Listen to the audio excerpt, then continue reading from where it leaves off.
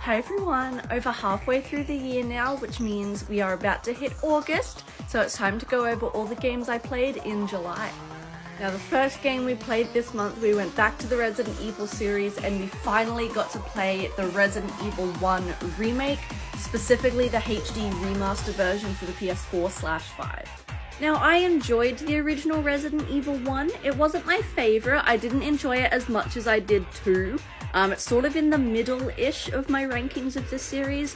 This was really good though. This was a fantastic remake and I enjoyed it a lot more than I did the first game.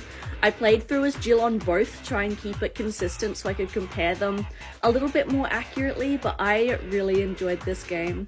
I'm ranking it just below the 4 remake, so it's getting an 8 out of 10 from me. It was a good amount of challenging, I really liked it. I think it helps that I had played the original not too long ago, so some of the locations and things were still kind of fresh in my mind, but the addition of all the new puzzles and areas and everything still kept me thinking. I actually only died about 3 times, which I was quite happy with. I didn't die all in the final tyrant fight, thank God, and I actually got out with everyone alive, unlike the first game. I will definitely be replaying this one again in the future as Chris. I loved it. Of course, if you haven't played it, please do. It's a fantastic RE game. Next, we strayed a little off schedule and we picked up a new release game called Still Wakes the Deep. This one I was planning on playing at some point, but picked it up earlier than planned because my boyfriend was interested in playing it as well, and it actually turned out to be quite a good pickup. This one earns a 7 out of 10 from me. I think it had a pretty good story and absolute gut punch ending. That was rough to go through. But considering it was a cheap game, it was $50 brand new, and from a fairly small studio as well, I think it was really good. The gameplay was good, very Amnesia style if you're familiar with those games, which makes sense because the Chinese room helped develop it. It is also very short. I finished it in 2 streams. So it was maybe like 5-6 hours long, but it's definitely worth it. Being a bit of a smaller developed game, we did encounter some issues. There is a lot of clipping, some of which was beneficial, some of which not so much. The movement felt a little slippery at times, like I fell off a lot of surfaces that I did not want to fall off of. And in my boyfriend's playthrough, we had an almost game-breaking glitch where we fell off a place we weren't supposed to fall.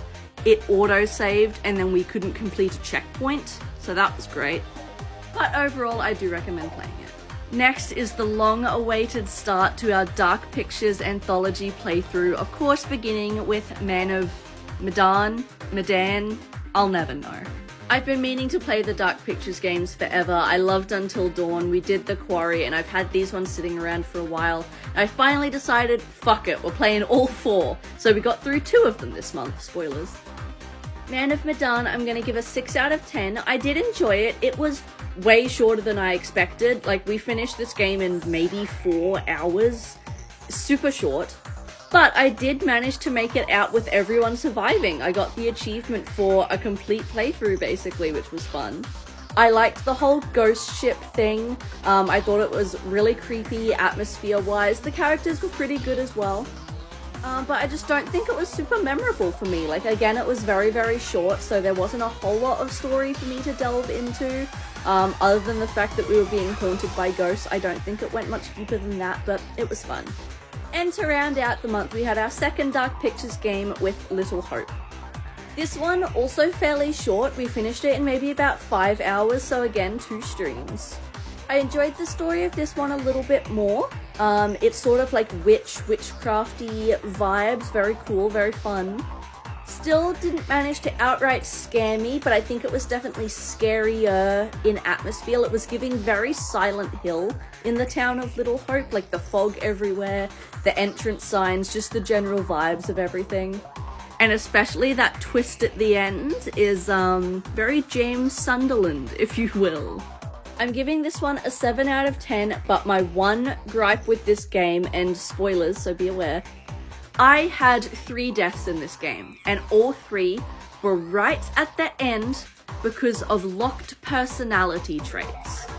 None of the other games have really mattered much when it comes to the personality traits, but the thing that really pissed me off is these 3 characters died because I wasn't a dick.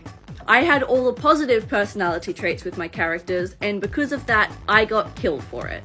So, yes, I'm a little salty about that, and yes, it has pissed me off a teensy tiny bit, but I understand why in like terms of story stuff. I was doing so well with my no death run until like literally the last 15 minutes. And it wasn't even my fault! But all of that aside, I've really enjoyed playing through all of these games this month. It's been a great July. We will be continuing on with the Dark Pictures games this August, so stick around to see what I think of those.